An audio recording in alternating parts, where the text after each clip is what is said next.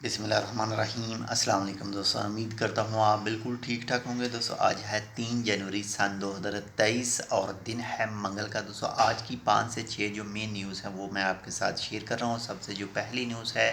وہ ہے ایک افسوسناک خبر، یعنی ایک انڈین دوست کا کیرلا سے تعلق تھا اور وہ کھیل رہا تھا بیڈمنٹن کورٹ میں اس کو دل کا دورہ پڑا اور وہ گرا اور اس کی وفات واقع ہو گئی۔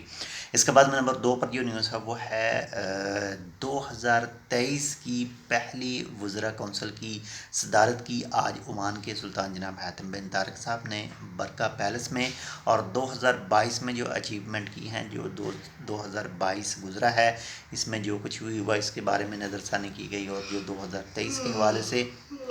کچھ چیزیں ڈسکس کی گئی۔ اس کی مزید کچھ جیسے ہی تفصیل آئے گی وہ بھی انشاءاللہ آپ کے ساتھ شیئر کریں گے۔ اور اس کے ساتھ ہی نمبر 3 پر جو نیوز ہے وہ ہے عمان کے ہوائی اڈوں کے حوالے سے، عمان کے ایئرپورٹوں کے حوالے سے۔ اگر بات کریں اکتوبر 2022 کے آخر تک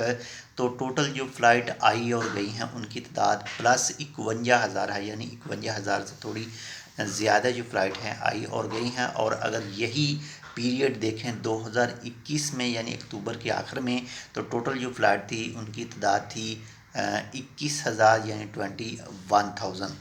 تو اس میں کافی زیادہ جو فرق پڑا ہے، اور آپ تو جانتے ہیں 2021 اور 2020 میں کیا حالات تھے موجودہ دنیا کے، تو اس کی وجہ سے جو فلائٹیں تھیں وہ کم، بہت سارے جو ایئرپورٹ تھے، بہت ساری کنٹریز تھی جن کی وجہ سے ریسٹرکشن جو موجود تھی۔ اور جو عمان کے ہوائی اڈے جن میں سخار ہے، جس میں اس کے بعد میں سلالہ ہے، جس میں مسقط ایئرپورٹ ہے،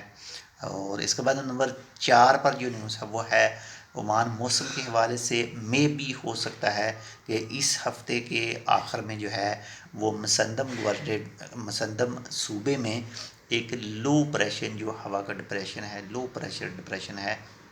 اس کا افیکٹ پڑے اور اس کے افیکٹ سے بارش کے چانس ہو سکتے ہیں، بارش کے چانس بتائے گئے ہیں۔ میں بھی ہو سکتا ہے، باقی اس کے حوالے سے جیسے کوئی مزید اپڈیٹ آئے گی وہ بھی انشاءاللہ آپ کے ساتھ شیئر کریں گے۔ اس کے بعد میں نمبر 5 پر جو نیوز ہے وہ ہے